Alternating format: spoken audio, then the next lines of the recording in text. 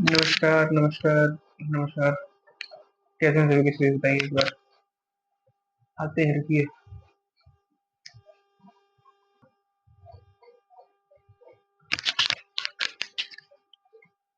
हाय, hello everyone, कैसे सभी के सभी? आई होप फाइन होंगे, बढ़िया होंगे और ढेर सारे मजे के साथ होंगे।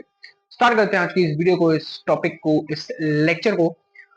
लेक्चर नंबर 3 है हमारा। चैप्टर है हमारा वुमेन चेंज द वर्ल्ड। ठीक, इस चैप्टर में हमने कुछ कुछ चीजें पढ़ रखी हैं। ठीक, एज यूजुअल मेरा डायलॉग कि हमने कुछ कुछ चीजें पढ़ रखी हैं।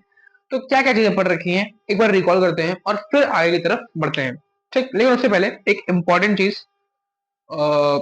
तुमने नोटिस किया होगा कि अभी क्लासेस थोड़ा लेट से भी आ रही हैं। मतलब कभी ऐसा होता है कि रेगुलर आती हैं, कभी एक दिन छोड़ के, कभी 2 दिन छोड़ के ऐसे आती हैं, या फिर ऐसा हो रहा है कि वीडियोस बहुत शॉर्ट आ रही है, मतलब 10 मिनट की, 15 मिनट की। कोई वीडियो हार्डली अब कोई 25-30 मिनट की जा रही है, वरना उधर बहुत सारी वीडियोस ऐसी थी जो 25-30 मिनट की जा रही थी, लेकिन अब हार्डली 25-30 मिनट की कोई जा रही है। तो रीजन ये है कि भी मैं थोड़ा बहुत काम में उलझा हूँ, क्योंकि दो चैनल हैंडल कर रहा हूँ मैं। एक तुम लोग वाला और दूसरा मैं नॉलेज हब वाला। तो उसका बहुत काम रहता है, फिर मेरा अपना काम रहता है, तो उसके लिए थोड़ा डिले होता है वीडियो में, लेकिन कोई बात नहीं है। हम लोग टाइम से बहुत आगे चल रहे हैं। ठीक, सिलेबस अपने पास कंप्लीट करने को है दिसंबर तक। ठीक, दिसंबर जनवरी तक, तब तक सारे स्कूल सबके ही करवाते हैं। उससे पहले तक अपना हो जाएगा। ठीक, तो वी आर नॉट लेट, और हम इतना जल्दी हैं कि अभी I am planning a surprise for you guys. ठीक, तो उस पर भी काम चल रहा है। ठीक, मतलब मैंने भी सोचा नहीं कि वो रिवील होगा कि नहीं होगा। बस मैं भी सोच रहा हूँ कि अगर अपना सिलेबस टाइम से कंप्लीट हो गया तो वी विल हैव समथिंग। ठीक, कुछ करेंगे हम। ठीक है, वापस आते हैं टॉपिक पे। तो हमने जब चैप्टर स्टार्ट किया था वुमेन चेंज द वर्ल्ड, तो वुमेन चेंज द वर्ल्ड वाले टॉपिक में हमने क्या चीजें पढ़ी थी? सबसे पहले तो हमने ये देखा था कि किस तरह से जो ओल्ड सोसाइटीज थी, ठीक, आज से लगभग 100-200 साल पहले, उसमें स्टडी करना यानी पढ़ना बहुत एक लग्जरी माना जाता था। बहुत कम लोग पढ़ते थे, और जो प्रपोर्शन था, जो लोग पढ़ते भी थे, उसमें से वुमेन्स का प्रपोर्शन लगभग ना के बराबर था। क्यों? क्योंकि लोगों का ये मानना था कि वुमेन्स का पढ़ने लिखने से कोई मतलब नहीं है, उनका काम घर तक का है। ठीक, ये चीज देखी थी। फिर हमने देखा था कि किस तरह से लोगों के माइंड में स्टीरियोटाइप्स सेट हैं। लोगों के माइंड में ये चीजें सेट है कि अगर मैन है तो वो किस तरह के काम करेगा, एक वुमेन है तो वो किस तरह के काम करेगी। ठीक, मतलब जो कैरियर अपॉर्चुनिटीज हैं वो एक तरह से फिक्स कर दी गई हैं। लोगों के दिमाग में वो चीजें फिक्स हो गई हैं एज अ स्टीरियोटाइप। ठीक, ये चीज देख रखी थी। आगे चलते हैं,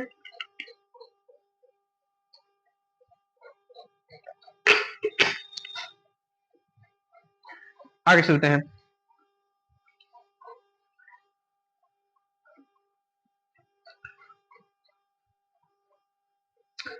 नेक्स्ट टॉपिक है अपने पास, कौन सा है? एक दो तीन, एक दो तीन।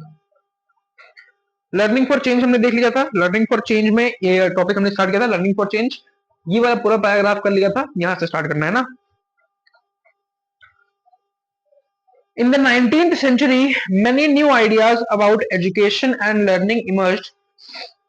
Schools became more common, and communities that had never learned reading and writing started sending their children to school. ठीक, तो क्या बताया गया है कि 19th सेंचुरी आते आते, जैसे 19th सेंचुरी का स्टार्ट हुआ, उस तरह से लोगों की जो थिंकिंग थी, लोगों का जो माइंडसेट था, लोगों की जो आइडियोलॉजीज थी, वो धीरे धीरे इवॉल्व होना स्टार्ट हुई, धीरे धीरे मॉडर्नाइज होना स्टार्ट हुए, और स्कूल जो थे वो अब एक कॉमन चीज बन गए। मतलब पहले जो बहुत कम लोग स्कूल अटेंड करते थे, अब वो प्रोपोर्शन थोड़ा बढ़ गया कि ज्यादा लोगों ने स्कूल अटेंड करना स्टार्ट किया।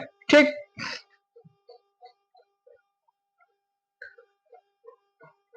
but there was a lot of opposition to education, to educating girls even then. Yet many women and men made efforts to open school for girls. Women struggled to learn to read and write. ठीक, क्या बताया गया है कि schools common हुए, education common हुई, लेकिन वो मेंस के लिए कॉमन हुई। कि जो पहले जो बच्चे थे जो स्कूल नहीं जाते थे, वो उन्होंने अब स्कूल जाना स्टार्ट किया, लेकिन उसमें भी ज्यादा प्रोपोर्शन किसका था? मेन का। उस टाइम पे भी वुमेन्स के लिए एजुकेशन को लोग नेसेसिटी नहीं मानते थे। लोगों का मानना ये था कि अगर वुमेन्स को एजुकेशन नहीं दी जाएगी तो उसमें कोई बड़ी चीज नहीं है, क्योंकि उनको एजुकेशन का कोई काम नहीं है। ठीक, लेकिन उसके बावजूद कुछ लोगों ने, कुछ महिलाओं ने, कुछ पुरुषों ने मिलकर बहुत सारे रेवोल्यूशन किए, बहुत सारे हम कह सकते हैं बहुत स्ट्रगल किया, जिसके चलते फिर आगे चल के उनके स्ट्रगल के चलते आगे चल के वुमेन्स के लिए, गर्ल्स के लिए स्कूल्स बाद में खोले गए। लेकिन उस टाइम तक वुमेन्स के लिए एजुकेशन को नेसेसरी नहीं माना जाता था।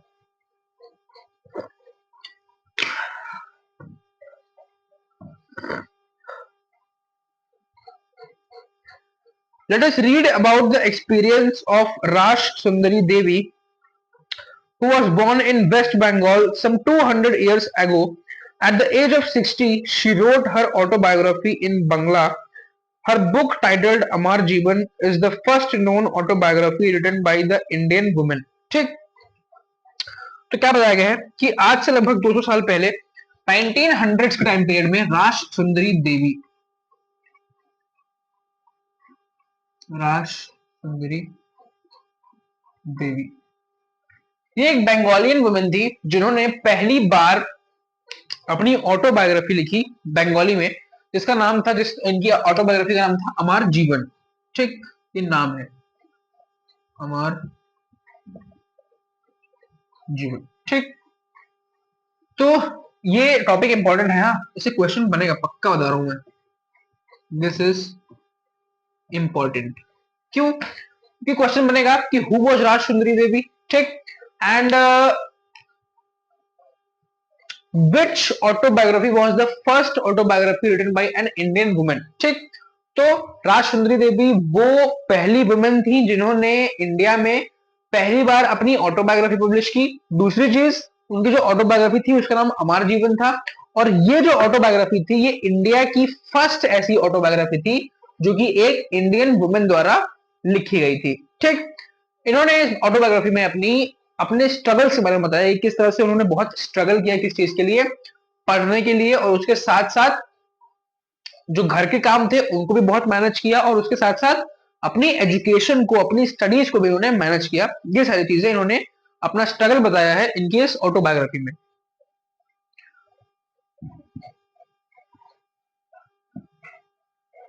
Raj Sundari Devi was a housewife from a rich landlord's family. At that time, it was believed that if a woman learned to read and write, she would bring bad luck to her husband and become a widow. Despite this, she taught herself how to read and write in secret well after her marriage. ठीक, तो जिस time में राज सुंदरी देवी ने ये autobiography लिखी थी, उस time पे ये माना जाता था, उस टाइम पे ये मान्यता थी, यानी कि एक तरह से ये लोगों के अंदर ये आइडियोलॉजी थी कि अगर कोई महिला पढ़ लिख लेगी, ठीक, तो अपने जो हस्बैंड है उनके लिए बैड लक लेके आएगी, ठीक, और अल्टीमेटली विडो हो जाएगी। ठीक, सेंस देख रहे हो कितना खतरनाक लगाया लोगों ने कि अगर कोई एक महिला पढ़ लिख लेगी तो वो विडो हो जाएगी। कितने खतरनाक लोग थे। ठीक, मेरे ख्याल से एजुकेशन की जरूरत उस टाइम वुमेन्स को नहीं, इन्हीं लोग को थी जिन लोगों ने ये चीजें बताई। ठीक, ऐसा कहाँ ही होता है। लेकिन खैर उस टाइम पे लोगों का मानना यह था कि अगर कोई महिला पढ़ लिख लेगी तो वो विडो हो जाएगी। ठीक, और राज सुंदरी देवी एक हाउसवाइफ थी जिसके चलते उनका पढ़ना लिखना बहुत मुश्किल था। दो वो एक रिच लैंडलॉर्ड की फैमिली से थी, ठीक, बहुत रिच फैमिली से थी, लेकिन उसके बावजूद क्योंकि वो एक वुमेन थी, एक महिला थी, उनका पढ़ना लिखना एक बहुत ही उनका पढ़ना लिखना एक बहुत ही मतलब मुश्किल चीज थी उनके लिए। ठीक, लेकिन फिर भी somehow she managed her studies after her marriage। ठीक, किसी तरह से उन्होंने अपनी शादी के बाद स्टडीज को भी उन्होंने मैनेज किया। ठीक, अब नीचे जब देखोगे तो नीचे एक पूरा फ्रेज लिखा है उनकी बुक से, एक उनकी जो ऑटोबायोग्राफी थी उससे एक पार्ट उठाया है, और वो पार्ट पूरा लिखा हुआ है। उस पार्ट को पूरा पढ़ने मत जाना, मैं उनको बता दे रहा हूँ क्या लिखा है उसमें। बेसिकली उन्होंने ये लिखा है, उनकी ऑटोबायोग्राफी से एक एक्सट्रैक्ट उठाया गया है। ठीक, उनकी ऑटोबायोग्राफी से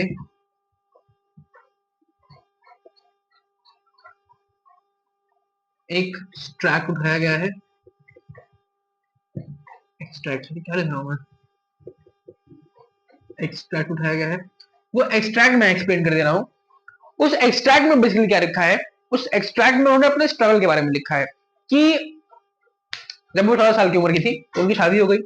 शादी के बाद उनके ऊपर घर का बहुत काम पड़ गया, लेकिन उसके बाद भी उनकी चाह थी कि वो पढ़े लिखे, चीजों को समझे, मतलब लिखना और पढ़ना सीख जाए। ठीक, तो उसके लिए अल्टीमेटली उन्होंने किया क्या कि उनका जो बड़ा बेटा था, ठीक, वो उनके बड़े बेटे की जो कॉपीज होती थी उसमें से पन्ने फाड़ लेती थी और उन पन्नों से पढ़ती थी। ठीक, अब सोचो जब वो बड़ा बेटा स्कूल पहुंचता होगा, पन्ने फटे मिलते होंगे, तो टीचर क्या ही मारता होगा भाई, खतरनाक सा। ठीक, लेकिन जोक से पार्ट, राज सुंदरी देवी क्या करती थी कि उनका जो बड़ा बेटा था उसकी नोटबुक्स जो होती थी उनमें से पन्ने फाड़ लेती थी और पढ़ती थी, और उनसे उससे उन्होंने पढ़ना सीखा। ठीक, फिर उनके जो हस्बैंड थे उनके पास एक नॉवल थी, तो वो नॉवल उसको पढ़ा करते थे, लेकिन जब उनके हस्बैंड बाहर चले जाते थे तो वो उस नॉवल को पढ़ती थी। किस चीज की हेल्प से? जो लेसन्स, जो चीजें उन्होंने, जो पढ़ना लिखना उन्होंने सीखा था अपने बेटे की कॉपीज फाड़ फाड़ के, उसको यूज करके जो नॉवल उनके हस्बैंड घर पे छोड़ के आते थे उसको पढ़ती थी, और अल्टीमेटली धीरे धीरे उनको इतना लिखना पढ़ना आ गया कि उन्होंने अपनी खुद की एक ऑटोबायोग्राफी लिख दी। ठीक, जिससे हमने वो एक्सट्रैक्ट हमने देखा है। पढ़ने में जाना बहुत लंबा एक्सट्रैक्ट है, पढ़ोगे तो इंग्लिश खतरनाक सी है। After learning the alphabet, Rajsundari Devi was able to read the Chaitanya Bhagavat through her own writing. She also gave the world an opportunity to read about women's lives in these days. ठीक, तो ये बताया गया है कि जब उन्होंने अपनी बेटे की कॉपी से अल्फाबेट्स को पढ़ना सीख लिया, उसकी हेल्प से उन्होंने जो चैतन्य महाप्रभु की जो किताब थी उसको पढ़ा। ठीक, और उसको पढ़ने के बाद उन्होंने अपनी खुद की जो ऑटोबायोग्राफी लिखी, उसके चलते बहुत सारी वुमेन जो थी वो उनसे इंस्पायर हुई और उन्होंने अपनी ऑटोबायोग्राफीज, इनके बाद और भी वुमेन्स ने अपनी ऑटोबायोग्राफीज लिखी। ठीक, राज सुंदरी देवी wrote about her everyday life experiences in details. There were days when she did not have a moment rest, no time even to sit down and eat. ठीक, तो क्या बताया गया है कि उन्होंने अपनी ऑटोबायोग्राफी में बेसिकली उनके जो डेली लाइफ के स्ट्रगल्स थे उसके बारे में लिखा। उन्होंने बताया कि किस तरह से डेली लाइफ में वो इतनी बिजी हो जाती थी कि उनको लिखने पढ़ने का टाइम भी नहीं मिलता था। ठीक, लेकिन फिर भी हर चीज में थोड़ा बहुत टाइम निकाल के वो डेली बेसिस पे पढ़ती थी, और अल्टीमेटली उन्होंने अपनी ऑटोबायोग्राफी लिखी, और इस ऑटोबायोग्राफी ने एक बेंचमार्क सेट कर दिया। इस ऑटोबायोग्राफी ने एक बेंचमार्क सेट कर दिया। बेंचमार्क किस तरह सेट कर दिया कि अब इनसे इंस्पायर होके और भी वुमेन्स जो थी उन्होंने भी क्या करना स्टार्ट किया, इनसे इंस्पायर होके और भी वुमेन्स जो थी उन्होंने अपनी ऑटोबायोग्राफीज को लिखना स्टार्ट कर दिया। ठीक,